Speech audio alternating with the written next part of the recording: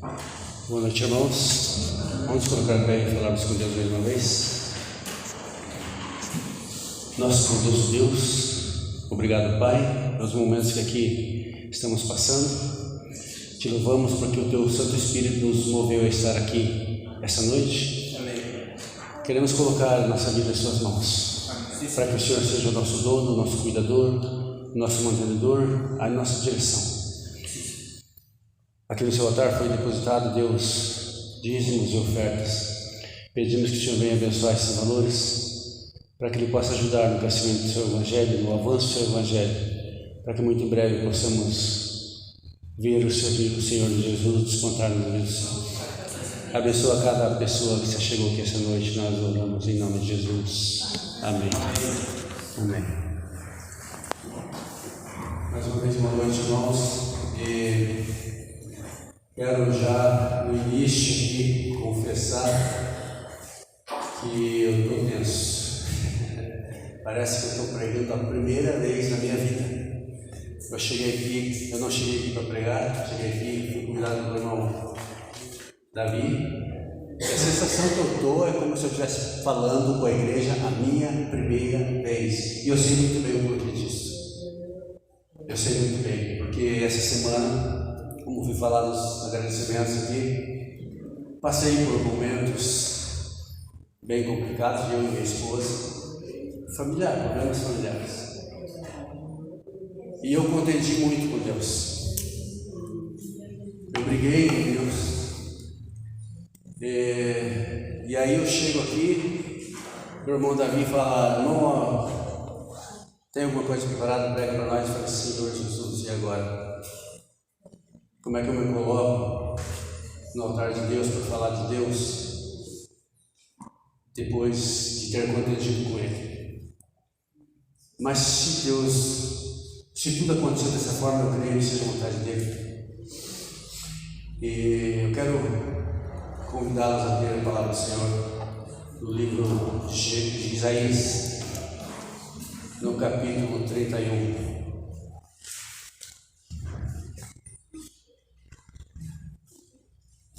Nós temos uma incapacidade de resolver nossos próprios problemas.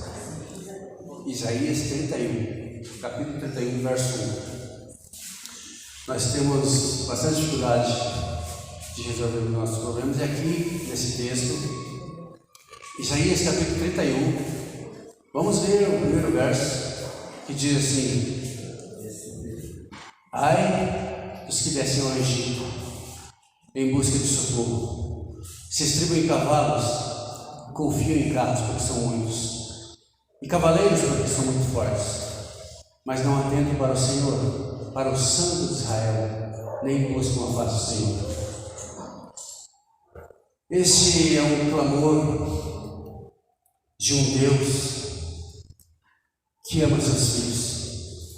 Ai dos que descem ao Egito, buscam socorro e se estribam em cavalos, confiam em carros porque são muitos, confiam nos cavaleiros porque são muito fortes, mas não buscam a minha face.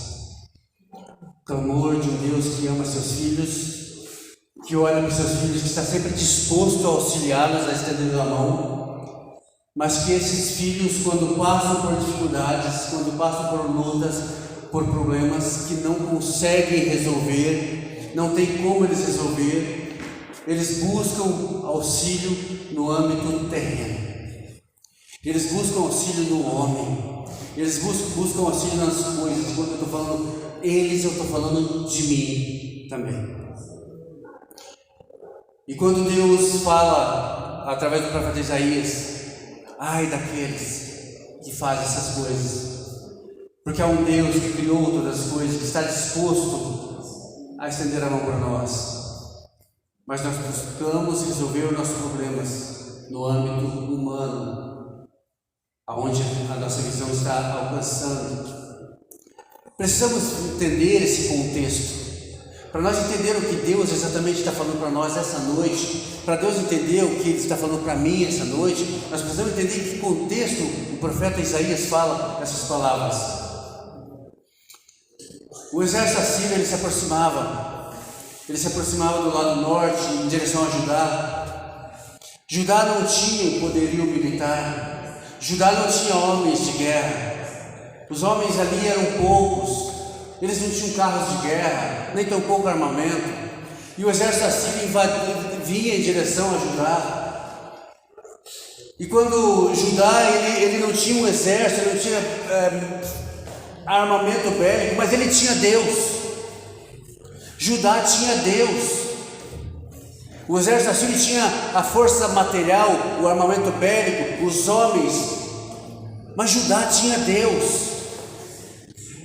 E quando isso acontece, quando essas coisas, o mal vem sobre Judá, o texto diz: eles buscaram auxílio no Egito. Eles foram no Egito buscar socorro. Eles precisavam apenas clamar a Deus, mas eles preferiram buscar no Egito. Eles entenderam que lá eles iam encontrar socorro, lá eles iam encontrar homens de guerra que pudessem talvez defender o seu país. Foram buscar auxílio no Egito. E o povo de Judá está muito parecido conosco hoje. Quando nós passamos por lutas, nós buscamos ajuda em tantos lugares. Na maioria das vezes esquecemos de buscar em Deus. O exército assírio era tão poderoso, ele tinha tantos homens, tantos cavalos, que o rei assírio, ele chega em tom de gozação falar com o rei de Judá: eu te empresto 2.000 cavalos, se você tiver 2.000 homens para montar neles. Porque ele sabia que Judá não tinha esse poderio, ele sabia que Judá era fraco em guerra, mas Judá tinha o Senhor dos Exércitos. Ele tinha Deus, mas não buscaram auxílio em Deus, eles buscaram auxílio no Egito. O exército assírio tinha muito poder e havia derrotado muitas nações por onde havia passado. Eles vinham avançando e vinham derrotando todos que estavam à frente, por onde eles passavam. Obrigado. Então eles afrontam Judá, o povo de Deus, o Deus de Israel. Eles têm que ter clamado, mas eles não clamaram. Saíram a procurar ajuda. Agora perceba o início. O início seria procurar ajuda no Egito. Ai dos que descem ao Egito em busca de socorro. Eles procuraram auxílio no pior lugar que eles poderiam procurar. E Deus fala: ai dos que descem ao Egito. Em outras palavras, Deus está dizendo nesta noite: ai daqueles, ai de você, ai de mim, que quando passamos por dificuldades e conhecemos o Deus Criador de todas as coisas, buscamos resolver do nosso jeito, buscamos resolver no âmbito humano, nas estratégias humanas, na força humana, na inteligência humana. E sempre, cada vez que nós fizermos isso, sempre que nós for tentar resolver dificuldades com a nossa inteligência, se é que temos alguma, sempre que nós for tentar resolver os nossos problemas com as nossas próprias forças, nós vamos nos machucar, nós vamos nos ferir. Sempre que nós confiamos no homem, o fracasso, o choro, a decepção vai ser certa. Certa vez um homem estava na mesa da sua sala e ele estava lendo um livro, e no meio da sala, uma mesinha de centro com um vaso muito lindo, assim, muito bonito e fácil de quebrar, porque ele era de vidro, um vidro muito fino, muito caro. E seu filho de 3 anos brincava ao redor daquela mesa, enquanto o homem estava lá na mesa lendo um livro. E não demorou para que aquela criança, apenas 3 anos, quisesse brincar com aquele vaso. E ele acabou derrubando aquele vaso no piso, e o vaso virou em cacos. Quebrou. E aquele homem, aquele pai, estava na mesa lendo o seu livro. Ele continuou como se nada tivesse acontecido. Ele continuou lendo o seu livro. E a criança, quando derruba o vaso, a primeira reação da criança foi olhar rapidamente para o pai. Mas o pai continuou lendo o seu livro, sem dar importância para o que aconteceu lá. Então a criança entendeu, o papai não percebeu que eu quebrei o vaso e tentou juntar aqueles cacos. E adivinha o que aconteceu? Se cortou, se machucou, sangrou. Suas mãozinhas ficaram com vários cortes, sangrando muito. E quando ele percebeu que ele cortou sua pequena mão, então ele corre chorando para o seu pai, que estava na mesa lendo o livro, com a mão sangrando, com a mão cortada. E o seu pai, agora sim, ele dá atenção para o filho e diz: filho, vem cá, leva aquela criança no banheiro, abre a torneira, coloca a mãozinha dele debaixo e começa a lavar aquele ferimento. Enquanto ele lava aquele ferimento, ele diz: filho, deixa o papai falar uma coisa para você. Você vai crescer e você vai ser um homem. Mas até você chegar a ser um homem, muitos vasos vão quebrar na sua frente. Muitos problemas vão aparecer na sua frente. E quando esses problemas acontecerem, quando os vasos da vida quebrar na sua frente, filho, deixa o papai falar uma coisa para você. Não tenta juntar os cacos. Venha ao pai. Venha a mim. Eu vou te ajudar. Eu vou te auxiliar. Você precisou sangrar, você precisou chorar, você precisou se cortar, você precisou se ferir para agora buscar o pai. Venha antes. Essa foi a orientação do pai para aquele filho. Essa é a orientação de Deus para mim hoje, para você hoje. Quando as lutas vierem, não vamos tentar. Eu me machuquei porque eu fiz como essa criança. Eu tentei juntar os cacos e me machuquei bastante. Por isso, quando o irmão Davi hoje me convidou para pregar, eu falei: Senhor do céu, eu vou falar o quê? Eu vou chegar na presença de Deus como? Se eu mostrei tanta fraqueza alguns dias atrás. Mas louvado seja Deus, que Deus ele é como esse pai da história. Ele lava o ferimento, ele faz o curativo, ele sangra no teu lugar, ele sangrou no seu lugar, no meu lugar. O ser humano ele tem, desde o jardim do Éden, ele tem uma capacidade tremenda de se meter em confusão. Pensa num ser capaz de se meter em confusão toda hora. É o homem. Desde o jardim do Éden, estavam lá no paraíso. Deus, na viração do dia, vinha sempre todos os dias conversar com ele. Eu imagino Adão e Eva sentados, Deus ali conversando com eles, todo dia. Pensa, o que é isso? Nós sonhamos com isso quando Jesus voltar, estar sentado ouvindo o próprio Deus falar. Adão e Eva tinham isso, mas eles se rebelaram contra Deus, eles desobedeceram a Deus, eles decidiram fazer as coisas do jeito deles, resolver as suas vontades do jeito deles. Pecaram. E quando eles pecaram, eles se viram nu, mas a nudez não era a nudez do corpo, era a nudez do espírito, a nudez do pecado, a nudez do erro, da vergonha, de ter desobedecido um Deus que havia dado tudo para eles, tudo. E eles haviam desobedecido esse Deus, e essa vergonha, essa nudez agora, era essa vergonha que eles sentiam, não era a nudez do corpo, não, era da alma, do espírito. É a vergonha que eu sinto hoje. É a vergonha que eu sinto hoje.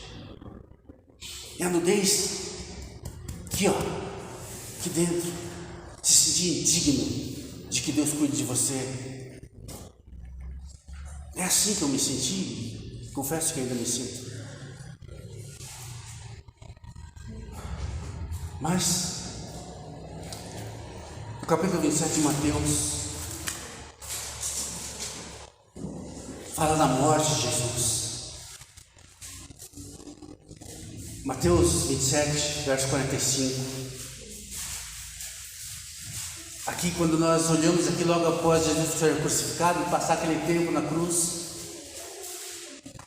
no verso 45 fala a morte de Jesus.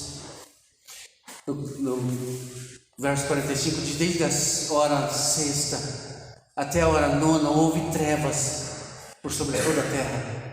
E por volta da hora nona, clamou Jesus em alta voz, dizendo: Eli, Eli, lama sabachthani, que quer dizer: Deus meu, por que me desamparastes? Jesus jamais havia saído da presença de Deus. Desde antes da fundação do mundo, ele estava com Deus. Ele era Deus. João fala isso: no princípio era o verbo estava com Deus e ele era Deus.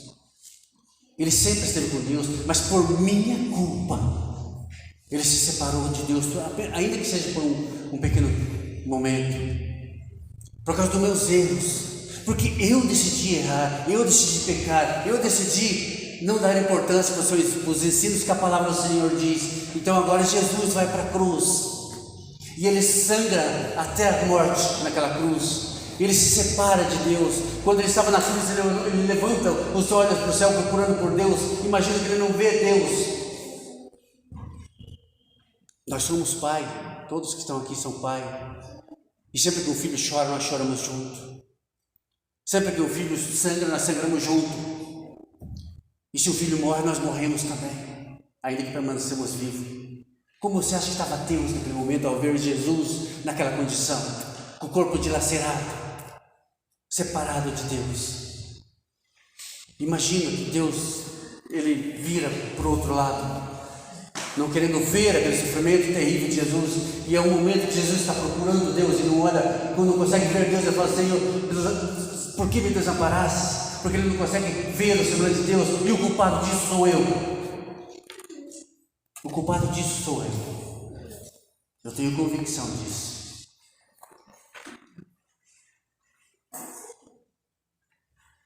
E ainda continua dizendo que no verso 50, Jesus, clamando outra vez em grande voz, entregou o Espírito. Jesus morreu para que eu vivesse.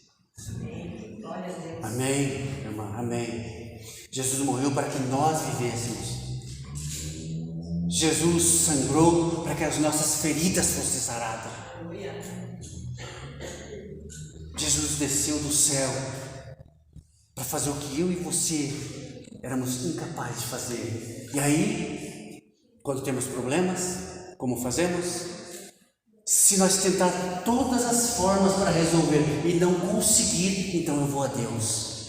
Parece um menininho da história. Que Deus possa mudar isso no meu coração e no seu.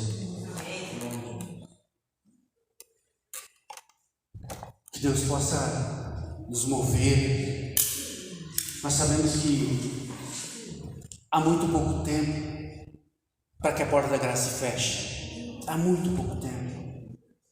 E se essa porta da graça se fechar e nós ainda estiver procurando auxílio no Egito, nós não subiremos com Deus. Tiago diz: não espere nada de Deus, homem vivente, se você não confia no amor que Ele tem por você e no seu poder. Mas que todas essas lutas, essas dificuldades que eu passei, eu tenho certeza que se nós tivéssemos tempo aqui para ouvir, cada um tem um momento, uma luta que está passando ou que passou. Tenho certeza disso. Mas que nesse momento nós seja guiado pelo Espírito de Deus. Amém. Nós vamos nos colocar em pé e vamos encerrar com um louvor. Eu acho maravilhoso esse louvor. Eu sempre quando eu estou em momentos como esse que eu passei, é o louvor que me acalma. E é por isso que nós vamos louvar Ele. Salmo dos Salmos. Esse louvor é uma verdadeira oração. E quando eu não consegui orar na última semana, eu não conseguia, irmãos, orar. Eu dobrava meu joelho e não saía nada, não pensava nada. Então eu colocava esse louvor, para que o louvor orasse por mim. Salmo dos Salmos. Nós sabemos que os Salmos é canção, é louvor. E Apocalipse, toda a Bíblia nos orienta a erguer nossas vozes em louvor a Deus, diariamente, constantemente. Que Deus abençoe grandemente cada pessoa, cada família representada aqui, cada um de nós. Que nós possamos sair daqui hoje transformados pela palavra do Senhor Jesus.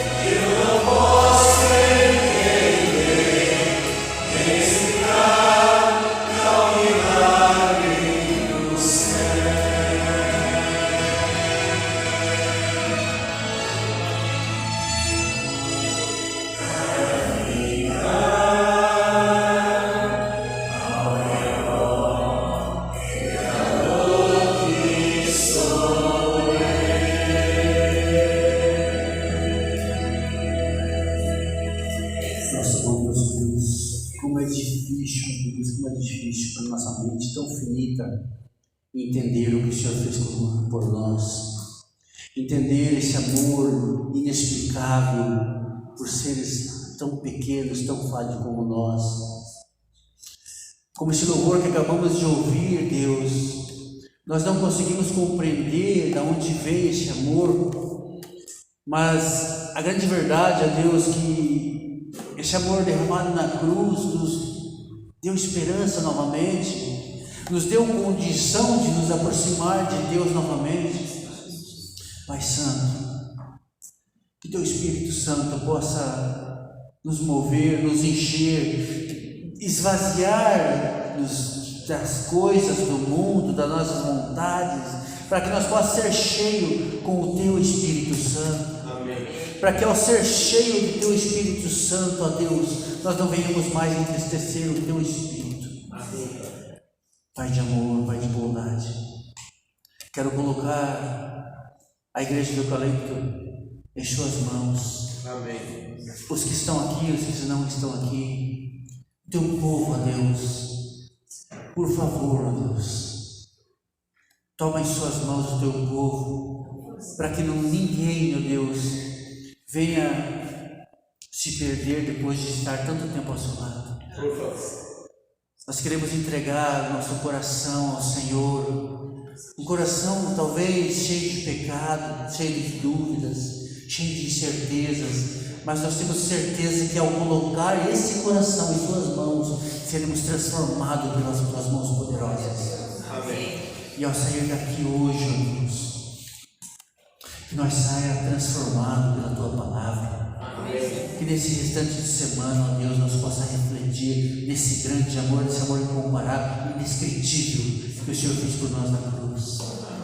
Quanto a mim, ó Deus, eu só tenho a Te agradecer por Seu cuidado e porque o Senhor não desistiu de mim, não desistiu de nós. Amém. Obrigado, ó Deus, pelas pessoas que o Senhor levantou para estar me auxiliando essa semana. O abençoa, Deus. Amém. O abençoa grandemente, para que possa ser usado como um grande instrumento nas Suas mãos. Amém. Dá-nos a Tua paz e o Teu perdão, que nós oramos em nome de Jesus. Amém. Amém. Amém.